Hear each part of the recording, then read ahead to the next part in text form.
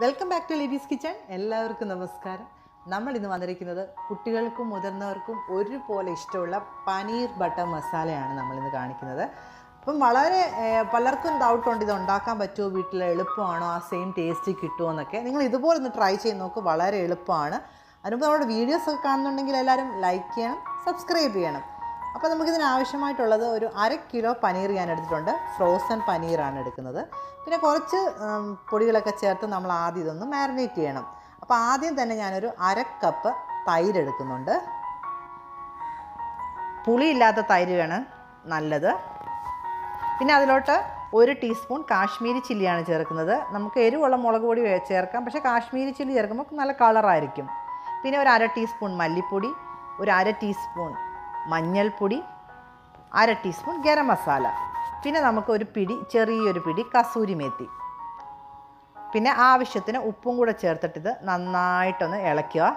അതിനോട്ട് പിന്നെ ഒരു ക്യാപ്സിക്കം അരിഞ്ഞത്, ക്യാപ്സിക്കം പ്രത്യേക ഒരു ടേസ്റ്റ് ആട്ടോ ക്യാപ്സിക്കം കൂടെ ചേർക്കുമ്പോഴത്തേക്കിന്. ഒരു ക്യാപ്സിക്കം കൂടെ അരിഞ്ഞത് കൂടെ ചേർത്തിട്ട് ഇത് നമുക്ക് നന്നായിട്ടൊന്ന് മാരിനേറ്റ് ചെയ്ത് ആവശ്യത്തിന് ഉപ്പും കൂടെ ചേർത്ത് നന്നായിട്ടൊന്ന് മാരിനേറ്റ് ചെയ്തിട്ട് മാറ്റി വയ്ക്കാം.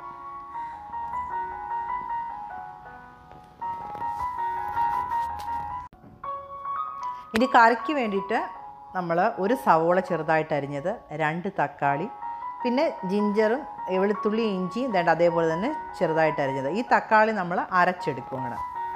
നമുക്കിനി ആദ്യം ഒരു പാത്രം വെച്ചിട്ട് ചൂടായി വരുമ്പോഴത്തേക്കിന് അതിലോട്ടൊരു ബട്ടർ ഇട്ട് കൊടുക്കാം. ഒരു ചെറിയ സ്ലൈസ് ബട്ടറാണ് ഇട്ട് കൊടുക്കുന്നത്. അതോടൊപ്പം തന്നെ ഒരു 2 ടേബിൾ സ്പൂൺ സൺഫ്ലവർ ഓയിൽ. ഒരു കാരണവശാലും നമ്മൾ വെളിച്ചെണ്ണ ചേർക്കില്ല, നമ്മുടെ ഇതിൻ്റെ ആ ഒരു ടേസ്റ്റ് മാറിപ്പോവും.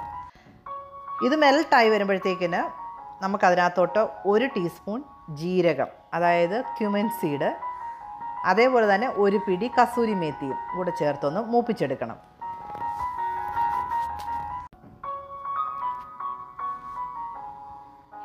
ഇതൊന്ന് ചൂടായി വരുമ്പോഴത്തേക്കിന് നമുക്കതിനകത്തോട്ട് നേരത്തെ അരിഞ്ഞു വെച്ചിരിക്കുന്ന സവോള, ഇഞ്ചിയും വെളുത്തുള്ളിയും കൂടെ നന്നായിട്ടൊന്ന് വഴറ്റിയെടുക്കണം.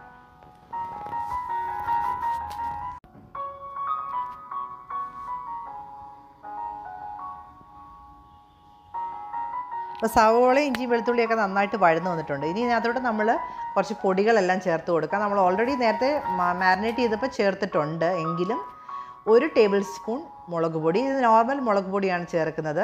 പിന്നെ അതിനകത്തോട്ടൊരു 1/2 ടേബിൾ സ്പൂണോളം മല്ലിപ്പൊടി, പിന്നെ ഒരു 1/2 ടീസ്പൂണോളം മഞ്ഞൾപ്പൊടി, ഇത്രയും കൂടെ ചേർത്ത് നമുക്ക് നന്നായിട്ട് മൂപ്പിച്ചെടുക്കാം.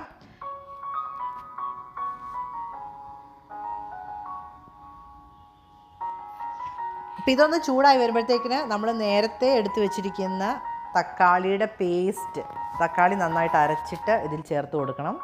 അപ്പോൾ ഈ തക്കാളിയുടെ പേസ്റ്റ് നമ്മുടെ ഈ കൂട്ടിനകത്ത് കിടന്ന് വെന്ത് അതിൻ്റെ എണ്ണ തെളിയണം, അതാണ് ഇതിൻ്റെ കറക്റ്റ് പരുവം.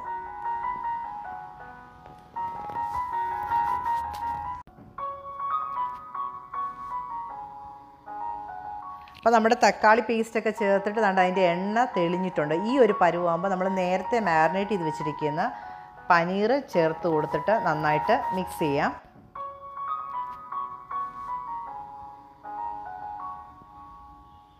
ഇത് നമുക്ക് നന്നായിട്ടൊന്ന് മിക്സ് ചെയ്ത് കൊടുക്കാം. ഈ പനീർ ബട്ടർ മസാല എന്ന് പറഞ്ഞാൽ ഒരുപാട് ഗ്രേവി ഉള്ളൊരു കറിയൊന്നുമല്ല. അപ്പോൾ അതുകൊണ്ട് തന്നെ നമ്മൾ ഒരുപാട് വെള്ളമൊന്നും ചേർക്കുന്നില്ല. അപ്പോൾ ജസ്റ്റ് നമ്മൾ മാരിനേറ്റ് ചെയ്ത് വെച്ചിരിക്കുന്ന പാത്രം മാത്രം ഒന്ന് അതിനകത്ത് കഴുകി ഒന്ന് മാത്രം ഒഴിക്കുന്നുള്ളൂ. ഒരു 1/2 കപ്പ് വെള്ളമേ കാണത്തുള്ളൂ.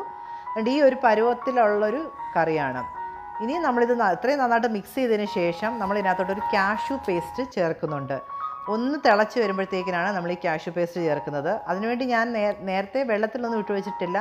നിങ്ങൾക്ക് കുറച്ച് നേരം വെള്ളത്തിൽ ഇട്ടാൽ പെട്ടെന്ന് നന്നായിട്ട് അരഞ്ഞു കിട്ടും.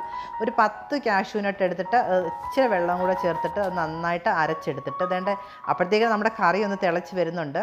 അപ്പോൾ അതിനകത്തോട്ട് ചേർത്തിട്ട് ഈ മിക്സിയുടെ കുറച്ച് വെള്ളം കൂടെ നമ്മൾ ചേർത്ത് കൊടുക്കുക. മിക്സിയുടെ ജാറൂടെ കഴുകി ഒരു ഇച്ചിരി വെള്ളവും കൂടെ, അത്രയും തന്നെ ഒരു 1/2 കപ്പ് വെള്ളവും കൂടെ ചേർത്ത് കൊടുത്തിട്ട് നമുക്കൊരു 5 മിനിറ്റ് അടച്ചു വെച്ച് വേവിക്കേണ്ട ആവശ്യമുള്ളൂ. നമ്മുടെ കറി റെഡിയാണ്, പെട്ടെന്ന് റെഡിയാകും. പിന്നെ നമുക്ക് പനീർ വറുത്തിട്ട് വേണേലും ചേർക്കാം, പക്ഷേ ഇങ്ങനെ ഉണ്ടാക്കിയാലും ടേസ്റ്റിന് വ്യത്യാസമൊന്നുമില്ല, നല്ല ടേസ്റ്റായിട്ട് കിട്ടും.